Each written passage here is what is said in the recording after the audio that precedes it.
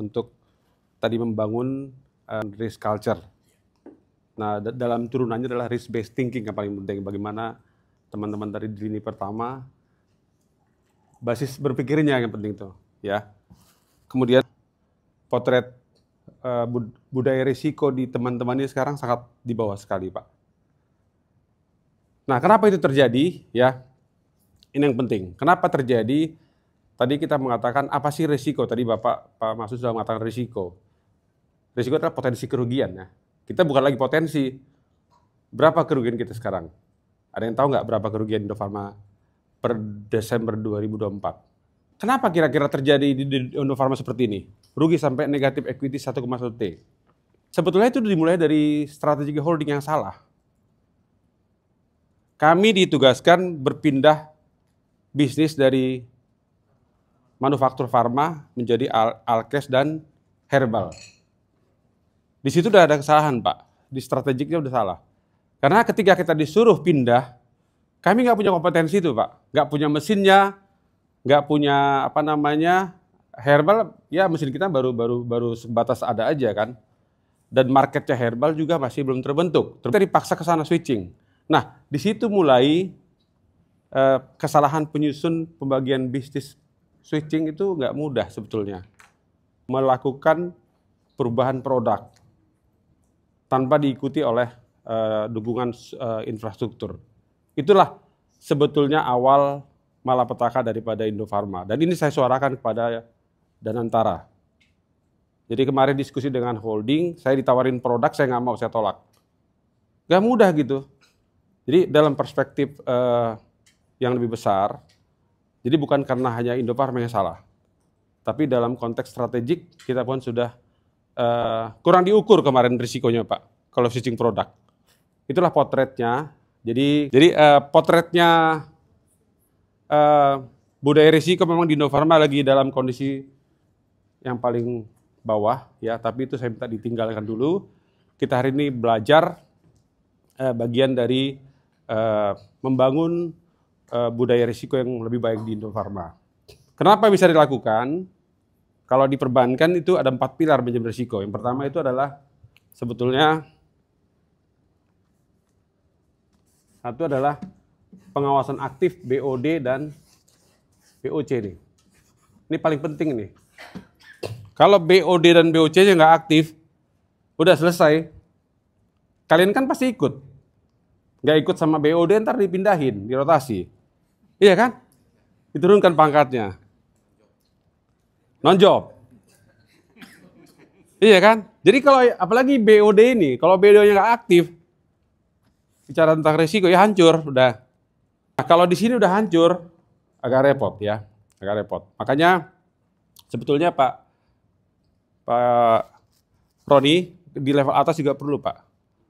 Yang penting kesadaran risiko yang penting banget. Jangan hanya sekedar menggugurkan kewajiban. Ya, karena memahami risiko sebetulnya itu kan seperti tadi yang disampaikan oleh Pak Rektor, kita datang dari rumah ke sini aja ada risiko di jalan kan sebetulnya. Ya, banyak risiko yang terjadi. Kita karena sudah terbiasa melakukan hal itu, kita bisa menghindari risiko. Ya, ini yang pertama. Yang kedua apa? Pilarnya. Jadi tadi pengawasan aktif BOD dan BOC. Pilar kedua apa? Kira-kira pilar kedua itu adalah adanya aturan, adanya limit risiko. Contoh limit risiko saya dengar di Indofarma kan semua otorisasi harus ke direksi. Harusnya memang ada limit risiko. Ya, jangan semuanya ke direksi misalkan, diatur berjenjang. Kalau di bank itu ada namanya batas wewenang memutus kredit. Kalau kepala cabang itu seperti saya dulu sampai 25 miliar.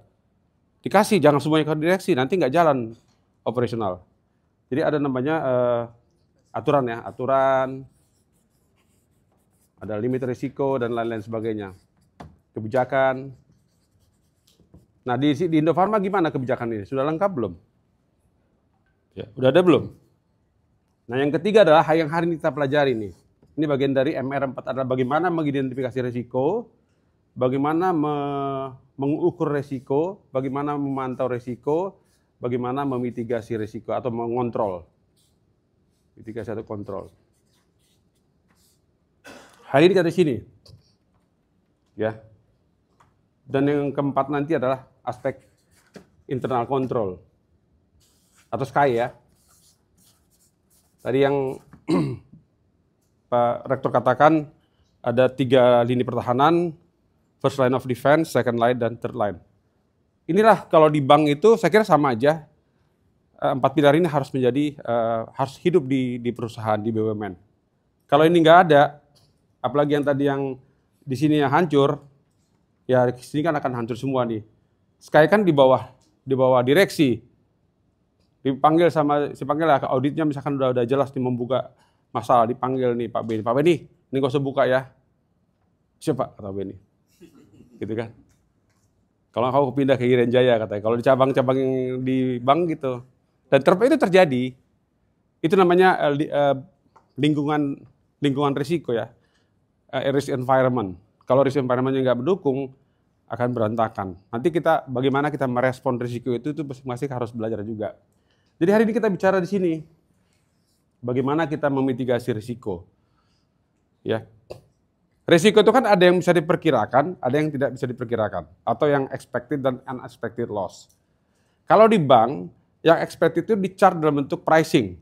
Misalkan kredit, kasih kredit ke UMKM karena risikonya tinggi, apalagi mikro ya, di-charge-nya gede, 19%. Karena kalau macetnya kan banyak tuh, macetnya bisa sampai 10%, makanya di-charge 19%. Sehingga marginnya masih ada 9%, kalau 10% rugi. Saya nggak tahu, kalau di Indofarma, expected loss-nya apa? Apa kontranya gitu? Jadi, kan tentunya di Indofarma kan sudah ada risiko yang bisa diperkirakan kan? Ada nggak? Ada. Ada nggak resiko likuiditas di Indofarma? Ada kan? Ya sekarang kita ngalamin nih. Nggak bisa bayar gaji itu kan resiko likuiditas.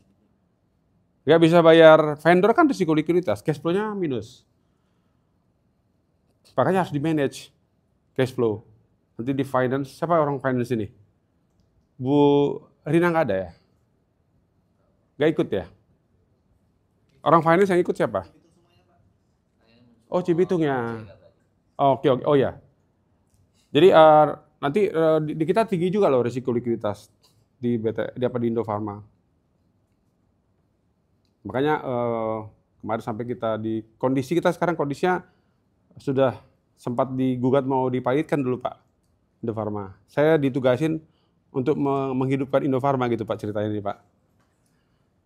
Jadi tugas yang cukup berat gitu. Jadi yang penting lagi ya teman-teman semua nih Pak yang bisa bukan saya gitu, tapi teman-teman semua yang bisa nanti menyelamatkan Indofarma. Saya kan memang tugasnya adalah dalam level strategik ya, teman-teman yang mengeksekusi. Apalagi ini BOD Min 1 dan BOD Min 2 ya. Nah ini yang hari ini kita bicara memitigasi risiko. Misalnya gini ya, tadi bicara first line of defense. Kalau misalkan terjadi di tempat Bapak, atapnya bocor misalkan, atap produksi mana Pak Taufik? Atau misalkan bocor nih atapnya. Masa Pak Taufik harus lapor dulu ke manajemen risiko, bocor kena air nih, lapor dulu ke direksi, Pak ini gimana Pak? Harusnya gimana Pak Taufik lakukan? Tutup dulu kan? Jangan nunggu anggaran nggak ada Pak gitu. Jadi itulah tugasnya first line of defense. Oh karena ini Pak tugas ini anggaran nggak ada segala macam. Anda sebagai pemilik risiko, apalagi topnya di situ, harus ambil langkah dong memitigasi risiko, menghindari risiko. Kalau enggak mesinnya kena air ya hancur. Jangan nunggu anggaran dulu cair gitu. Lu kerja dulu. Mitigasi risiko dulu di situ. Lakukan aksi dulu gitu. Itulah fungsi dari first line of defense sebetulnya. Jangan ini langsung dikirim dulu ke MR. Gimana nih Pak mengatasi atap bocor? Wah, tugas MR bukan seperti itu. Jadi itu tadi ya kan ada first line. Justru paling banyak terjadi itu di first line sebetulnya. Ya. Kalau second line itu sebenarnya kan dalam konteks secara bagaimana menyusun kebijakannya, bagaimana memantau, tapi kok yang melakukan aksi atau respon resiko itu adalah di first line of defense. Nah, responnya harus pas. Bagaimana merespon risiko, ya. Tadi kan contoh tadi, atap bocor masa harus lapor dulu ke MR, lapor ke direksi. dengan alasan anggaran nggak ada misalnya seperti itu. Itu sebagai pemilik risiko harus ambil tindakan dulu gitu. Apalagi udah BOD-1 ya, harus sudah berpikir udah lebih strategik. Jangan nunggu Pak Andi datang dulu gitu baru nutup atau bocor aja seperti itu yang sederhana. Nah itu yang perlu saya sampaikan juga. Kemudian, nah ini dalam konteks pelatihan nih Pak Bu Feni dan Pak Roni ya, kan teori kognitif level itu taksonomi Bloom ya, kan ada yang ini yang sangat populer, mungkin banyak teori-teori yang lain. Yang pertama itu apa sih yang paling mendasar dalam aspek kognitif adalah menghafal kan. Ini yang paling basic nih, anak SD menghafal. Ini Budi ya kan. Budi pergi ke sekolah terus ngapalin rumus-rumus. Tentu masih ada nggak yang menghafal di sini? Mungkin untuk manajemen risiko mungkin masih ada. Makanya ada bahan materi saya minta dibagi kemarin ya. Tapi nggak cukup dong seorang BO misalnya menghafal. Apalagi memahami. Nah hari ini makanya saya minta kemarin ada pre-test dan post-test. Ini bagian dari agar meningkatkan pemahaman sebetulnya. Setelah Anda memahami, tentu ada apa? Bisa melakukan. Habis nih. Ya. Melakukan. Kasih Pak. Bisa melakukan, yang keempat itu apa? Bisa melakukan dengan baik, bisa melakukan mitigasi risiko. Ya, bisa melakukan analisa. Ya. Misalkan contoh apa ya? Boiler kita ya. Boiler kita kan katanya tinggal setahun lagi usianya. Siapa yang memegang boiler sini? Pak Taufik lagi nih. Saya lihat lapor permintaan penggantiannya itu, sorry ya, kalau saya ngomong begini bukan saya mau nyalahkan ya, enggak. Ini kembali kita supaya ada kesadaran risikonya. Misalkan saya baca di laporannya permintaan anggaran ke Bio itu boiler ini harus diganti harganya sekian. Tapi di situ nggak ada kajian risikonya. Kalau nggak diganti apa dampaknya yang akan muncul? Terus kalau diganti apa manfaatnya? Terjadi cost cutting, terjadi peningkatan productivity, itu harus sebenarnya sekarang nih setelah ini nanti, setelah Pak Roni melatih nanti, Bu Feni melatih harus bisa. Di memonya harus muncul ini ya. Bagaimana analisis risikonya. Jangan hanya cuman ngirim gambar mesin barunya, lalu biayanya berapa gitu Pak. Tapi nggak ada analisa risikonya gitu. Jadi harus menjadi budaya risiko, menjadi risk based thinking lah. Semua itu harus berbasis risiko. Bukan berarti gini ya, banyak orang yang memandang risiko itu kayak hanya rem aja, enggak. Itu enggak hanya rem, risiko itu enggak kayak rem aja, enggak. Justru tadi bagaimana mengoptimalkan peluang-peluang yang ada untuk mencapai tujuan, tadi mencapai RKP. Itu tujuan manajemen risiko. Makanya di kategori bank kadang-kadang kita balik-balik. Orang risiko suruh bisnis, orang bisnis suruh risiko. Supaya terbangun budaya risiko yang baik. Ada risk based thinking yang jalan. Nah setelah Anda bisa menganalisis, yang paling tinggi adalah bisa mengevaluasi. Ke depan bagaimana? Evaluasi. Ini ke depan Indofarma gimana? Ya kan, kemarin kan saya bikin video kan. Indofarma adalah punya kekuatan, punya pabrik 19 hektar, dia harus skala besar supaya dia ekonomis. Itu yang dia ingat Pak Bu Febri. Lalu dia bilang Indofarma harus stand alone. Padahal dalam skenario Indofarma dibubarkan. Ya, clear ya. Karena saya rekomendasi lanjut. Dari video itu saya bisa mengatakan kenapa lanjut. Akses ke tol kita cuma 5 menit, 19 hektar masih banyak ini. Itu bagian dari bagaimana saya mengevaluasi sebetulnya. Ke depan bagaimana. Nah, sekarang yang dituntut terakhir nanti kita bisa berkreasi. Kita membuat satu kreasi. Ke depan Indofarma seperti apa sih? Ya. Beberapa produk kemarin saya tolak kan. Dikasih vitamin saya tolak. Masa kita dikasih cuma 3 SKU? Padahal ada ratusan SKU yang kita punya. Ada 200 SKU, 276 SKU, ada 200 NIE. NIE itu Pak, nomor izin edar Pak. Itulah intangible asset daripada manufaktur sebetulnya. Dari 200 masa cuma dikasih cuma 3 SKU, dari 276 SKU dikasih cuma 3. Saya tolak. Terus tiba-tiba dikasih lagi vitamin. Vitamin kan ya nggak mudah. Pertama marketnya bersaing dengan asing. Yang kedua kita nggak punya NDA-nya. Ini kan resiko kalau kita terima. Seperti itulah gambaran ke depan. Ya teman-teman saya ajak ya. Tadi tinggalkan dulu tadi ya beban tadi. Letakkan dulu gelasnya karena kalau itu baru 200 gram udah berat ya. Indofarma sekarang bebannya negatif equity ya. Cash flow-nya pas-pasan, cenderung kurang. Ya, Bu Hilda ya. Cash flow pas-pasan cenderung kurang. Iya. Dulu saya masih waktu saya direktur keuangan dulu, Pak. Kalau saya makan masih bisa dirembos ke kantor. Sekarang saya uang sendiri sekarang. Saya ketemu orang satu hari 2 orang aja bisa habis 1 juta loh. Gak apa-apa, itu uang pribadi dulu, gak apa-apa. Yang penting Indofarma bisa gue concern dulu. Perlu pengorbanan ya. Jadi teman-teman jangan cengeng gitu loh. Jangan cengeng. Dan saya sampaikan di beberapa tempat gitu. Kalau menseleksi orang itu cuma 3. Saya bilang, kalau saya 3 aspek saya menseleksi orang. Pertama dia punya integritas. Ya, yang kedua dia punya kompetensi tentunya. Kompetensi kalau di level teman-teman ya leadership-nya harus muncul. Ya. Bukan lagi sifatnya intelijensianya tapi lebih ke arah emosional intelijennya, bagaimana Anda sebagai pemimpin yang bisa menggerakkan anak buah. Nah yang ketiga ini saya minta orang yang punya energi lebih. Orang pintar, orang jago, punya integritas tapi loyo gitu loh. Lembur sampai jam 7 malam aja nggak bisa, nggak kuat. Ngapain? Udah tidur aja deh kalau gitu, istirahat aja gitu. Saya siap mau diajak nggak tidur semalaman juga saya siap. Umur saya udah 59, ntar lagi saya termasuk kategori apa? Lansia ntar lagi. Tapi diajak tidur 2 malam, nggak tidur 2 malam juga saya masih kuat.